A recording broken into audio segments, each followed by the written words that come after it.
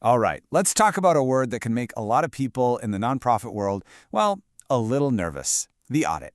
But today, we're going to flip the script on that. We're going to look at it not as something to dread, but as a really powerful opportunity for growth. So be honest for a second. When you hear the word audit, does your stomach do a little flip? Yeah, you are definitely not alone. For so many of us, it brings up these images of stress and chaos and a last-minute panic.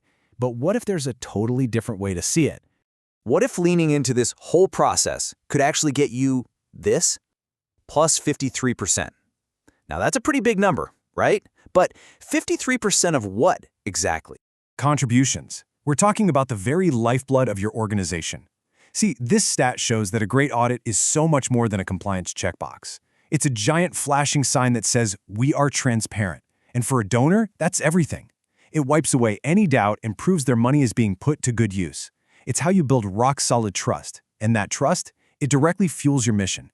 This isn't just an expense. It's a strategic investment.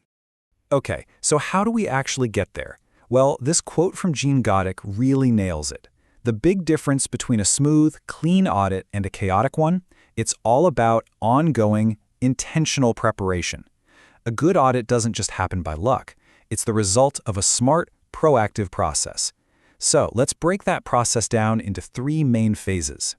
First up is Phase 1, proactive preparation. Seriously, this is where all the magic happens, way before an auditor even sets foot in your office. Getting this right is the foundation for everything that follows. As you can see, this phase really breaks down into 4 core steps. You've got to set clear goals, get your team together, figure out the scope and schedule, and of course, get all your records organized. But let's start with maybe the most important question of all. You have to know your why. Why are you even doing this audit in the first place? Is it because you hit that $750,000 federal funding mark and it's a grant requirement? Is it for IRS compliance? Or maybe it's about proving to your board and your donors that you have nothing to hide, that you're totally transparent. Getting crystal clear on that why right from the start is what's going to steer the whole ship. All right, so once that foundation is solid, we move into Phase 2, insightful analysis. Now that everything's organized, the numbers can actually start to tell you a story. A story about your organization's health, its efficiency, and the real impact you're having. This is where we go way beyond just checking off boxes. And this phase really comes down to two main things. First, you're checking your internal controls, basically the financial guardrails you have in place. And second, you're digging into the performance data to see how well you're actually turning dollars into your mission. You're asking, are our systems secure and are they helping us achieve our goals? This is such a great way to explain a super important idea, the segregation of duties. Over on the left, you see the high-risk situation where one person does everything, approves a payment, makes the payment, and reconciles it. That just opens the door for mistakes, or worse. But look at the right. That's the low-risk way, where those duties are split up. It creates checks and balances. It's kind of like a bank vault. One person might have the key, but someone else has the combination. You need both to get in. It's a simple but powerful safeguard. And here's a perfect visual of what great financial stewardship looks like to a donor. This is the program expense ratio, and it shows exactly how much of every dollar you receive goes straight to the mission. You can see the note here. The BBB's Wise Giving Alliance suggests at least 65% should go to programs. This is huge. It's one of the first things savvy donors look for to answer that big question. Is my money actually making a difference? A healthy ratio like this one, it tells a fantastic story of impact. And that brings us to the final phase, which you could argue is the most important one of all.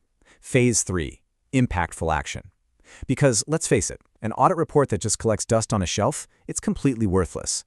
The real value is unlocked when you take what you've learned and turn it into real, tangible improvements. So the key here is to take that report from the auditor and immediately turn it into a game plan.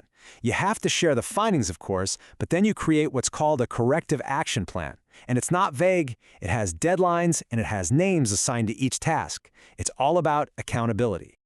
Okay, now this is a small detail, but it's a really, really important one when it comes to good governance. Your board doesn't approve an audit, they accept it. I know, it might sound like we're just playing with words, but the difference is huge. It's all about respecting the auditor's independence. Their findings are their findings. The board can't change them. Accepting the report acknowledges that. And this quote from John Osterberg just hits the nail on the head.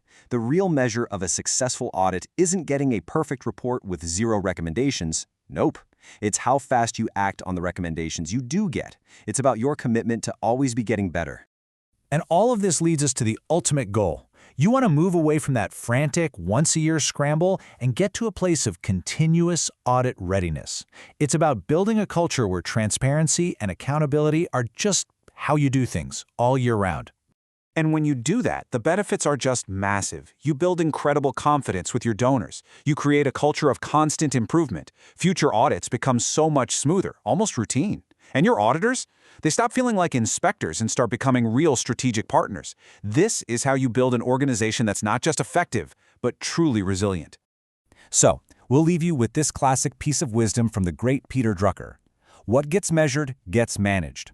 At the end of the day, an audit isn't just some chore you have to get through. It is one of the most powerful management tools you have. It helps you measure what actually matters so you can manage your organization for even greater impact.